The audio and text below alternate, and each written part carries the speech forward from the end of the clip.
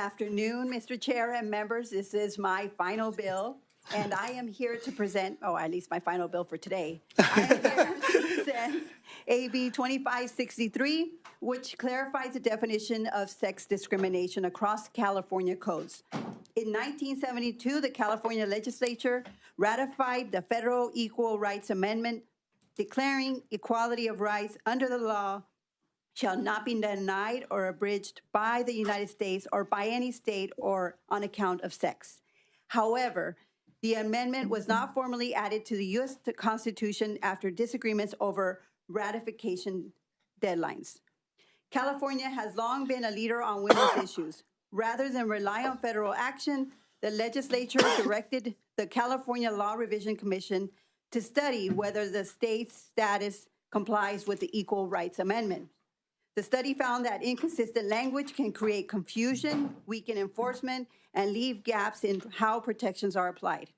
The commission recommended that the legislature clarify the definition of sex discrimination across California law. At a time when federal protections have been rolled back, including the overturning of Roe versus Wade, California must ensure that its laws are clear, consistent, and enforceable in protecting people from discrimination based on sex.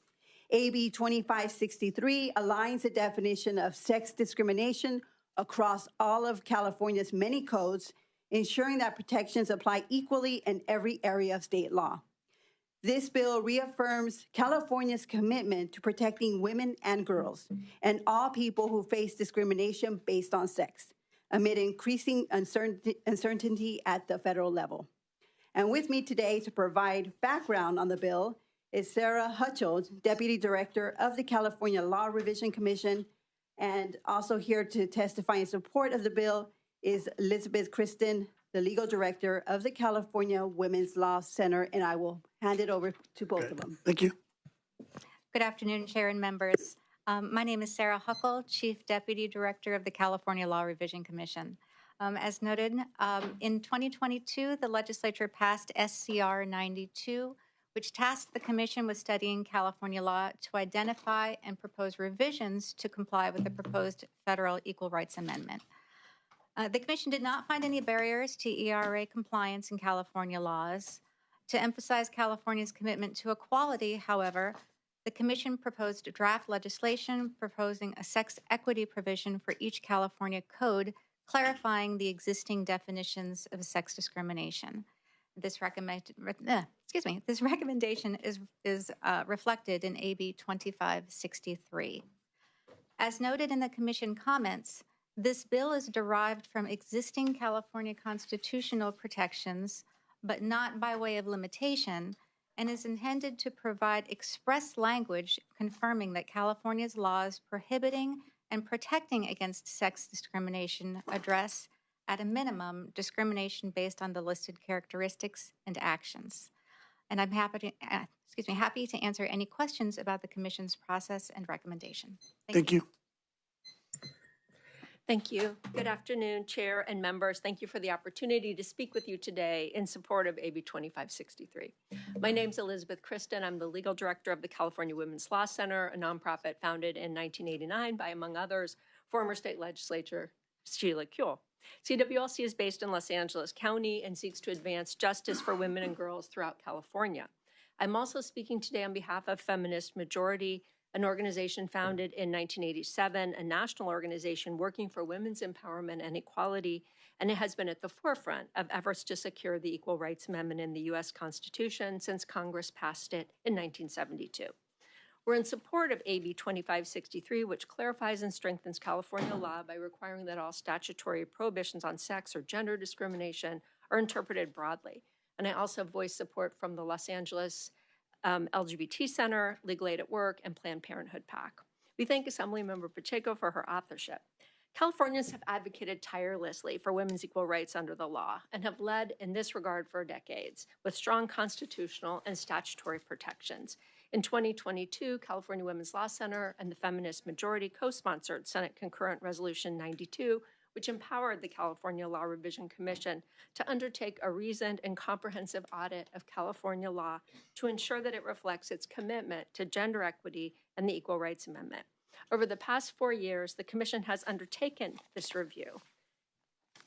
And after considering public comment, the Commission issued its final report and recommendation, a 50-page review of the history and current state of the law, along with proposed standard amendments to 29 California codes.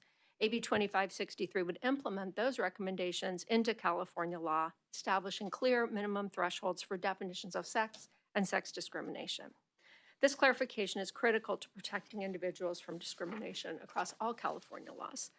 At this moment, when principles of gender equity have been increasingly contested in the national debate, this bill clearly enunciates the legislature's decision to uphold the legal rights and equal dignity of Californians regardless of sex. Thank you. Thank you. And before we continue, Senator Pacheco, do you accept the committee amendments? I do. Okay, thank you. Is there anyone else here in support of AB 2563? Hi, Catalina Sanchez on behalf of the California Rural Legal Assistance Foundation in support. Thank you. Thank you. Hi, Molly Mallow on behalf of Planned Parenthood Affiliates of California in support. Thank you. Is there anyone here in opposition to AB 2563?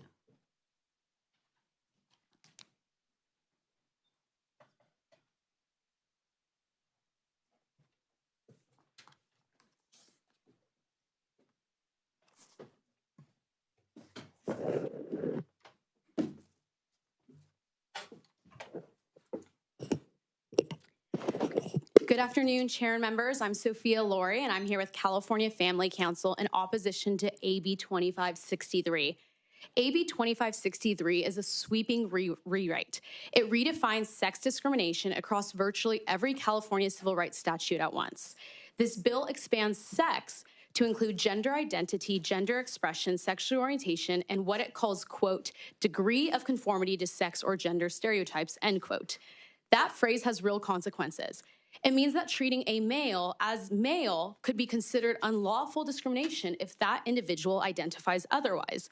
This bill turns standing for biological reality into a legal liability, and it does so across employment, housing, education, and public accommodations, fundamentally reshaping how sex-based protections function in California. And there's no carve-out for female-only spaces.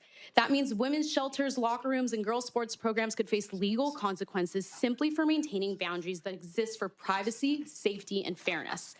Women should not have to sacrifice safety to validate someone else's identity. And we have to ask, who is this protecting?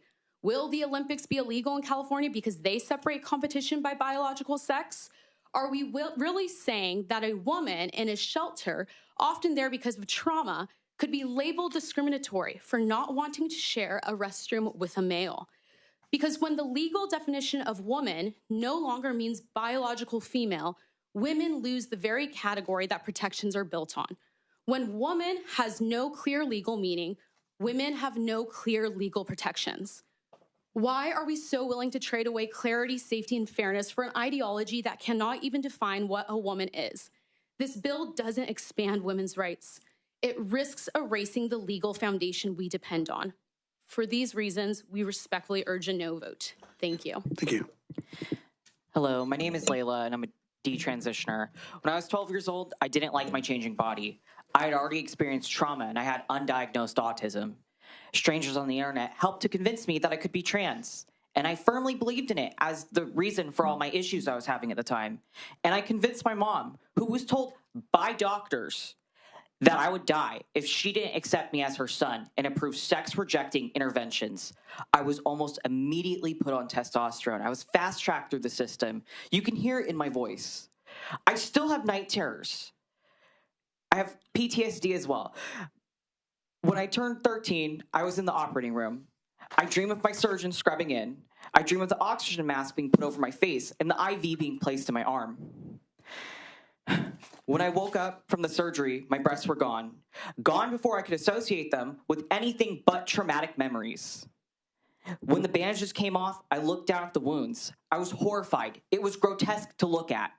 There was a hollow pit in my stomach. Why would a doctor, who is supposed to be a healer, amputate healthy body parts? I did not turn into a boy. I just turned into a girl with scars. This bill will make what happened to me a protected right with no meaningful limits. It treats parents doctors, and therapists that say no to these Frankenstein treatments as discriminatory. Gender identity is a farce used to monetize mentally unwell children and their bodies, as well as doing the same to mentally unwell adults. I did it all. Puberty blockers, testosterone, surgeries, and a name change. And look, I am still a female, and I always will be. Please stop this. Vote no. Is there anyone else here in opposition to AB 2563? David Bullock, representing the SFE Alliance and Moms for Liberty LA County. We are in opposition. Thank you. Thank you. Hello, Meg Madden, representing CAUSE, Californians United for Sex-Based Evidence in Policy and Law. Opposed. Thank you. Cynthia Cravens with Women Are Real and DIAG, Democrats for an Informed Approach to Gender.